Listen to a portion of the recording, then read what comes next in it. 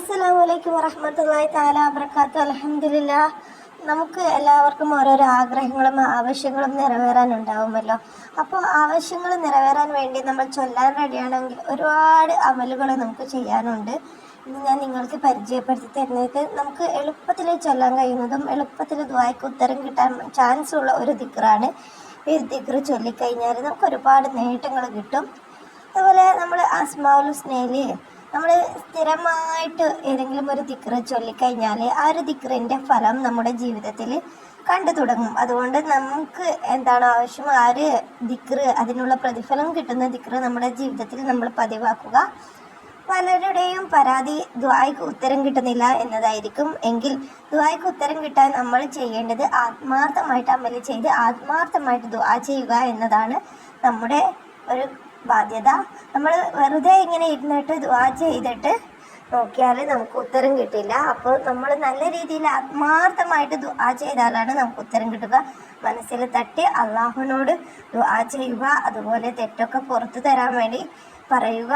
ഫർദ് നിസ്കാരങ്ങൾ ഖളാ ആക്കാതെ നിസ്കരിക്കുക. എന്നിട്ടൊക്കെ നമ്മൾ ദുആ ചെയ്താലാണ് നമ്മുടെ ദുആയ്ക്ക് ഉത്തരം കിട്ടുകയുള്ളൂ, ഫലം കിട്ടുകയുള്ളൂ.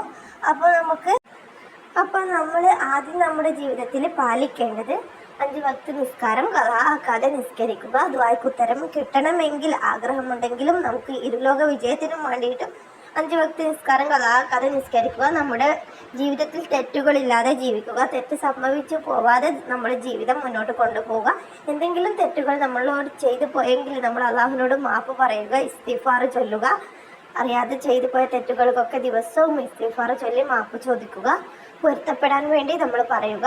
നമുക്ക് ഇന്ന് ഞാൻ പറഞ്ഞു തരുന്ന ഈ ഒരു അമല് നമ്മൾ ചെയ്യാൻ നമുക്ക് ഒരു ദിവസം 2-3 തവണ ഒക്കെ നമുക്ക് ചൊല്ലാൻ കഴിയും. ചൊല്ലിയിട്ട് ദുആ ചെയ്യാൻ കഴിയും.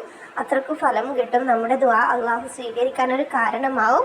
ഈ ഒരു ദിക്റിൻ്റെ അർത്ഥം എന്നെന്നും നിലനിൽക്കുന്നവനെ എന്നാണ്. ഈ ഒരു ദിക്ർ നിങ്ങൾ ചൊല്ലേണ്ടത് ആത്മാർത്ഥമായിട്ട് നിസ്കാരപ്പായലിരുന്ന് കിബ്ലക്ക് മുന്നിട്ട് ഒതോട് കൂടിയിട്ട് നിങ്ങളൊരു ഇരിപ്പിലിരുന്നിട്ട് ചൊല്ലണം. ആരോടും സംസാരിക്കരുത്. നിങ്ങളുടെ മൈൻഡ് ഫുള്ള് അള്ളാഹുവിലേക്ക് ഏൽപ്പിക്കണം. നിങ്ങളുടെ ആഗ്രഹം എന്താണോ അത് ആദ്യം പറയണം. ചൊല്ലുന്നതിന് മുന്നേ ഇസ്തിഗ്ഫാർ ചൊല്ലുക. പതിവ് പോലെ പറയുകയാണ്, ഇസ്തിഗ്ഫാർ ചൊല്ലുക, അള്ളാഹുവിനോട് ദുആ ചെയ്യുക, എന്നിട്ട് സ്വലാത്ത് ചൊല്ലുക. എന്നിട്ടാണ് നിങ്ങൾ ദുആ ചെയ്തിട്ട് ഈ ദിക്ർ ചൊല്ലേണ്ടത്. നിങ്ങൾ ചൊല്ലേണ്ട ദിക്ർ യാ ബാക്കി യാ അല്ലാ എന്നാണ്. ഈ ഒരു ദിക്ർ നിങ്ങൾ ചൊല്ലുക. ഈ ഒരു ദിക്ർ നിങ്ങൾ 100 തവണയാണ് ചൊല്ലേണ്ടത്. ആരോടും സംസാരിക്കാതെ നിസ്കാരപ്പായലിരുന്ന് ആ ഒരു മുസല്ലക്ക് മുന്നിൽ കിബിലക്ക് മുന്നിട്ട് ഒരു ഇരിപ്പിലിരുന്നിട്ട് 100 പ്രാവശ്യം യാ ബാക്കി യാ അല്ലാ, യാ ബാക്കി യാ അല്ലാ, യാ ബാക്കി യാ അല്ലാ എന്ന് ചൊല്ലുക.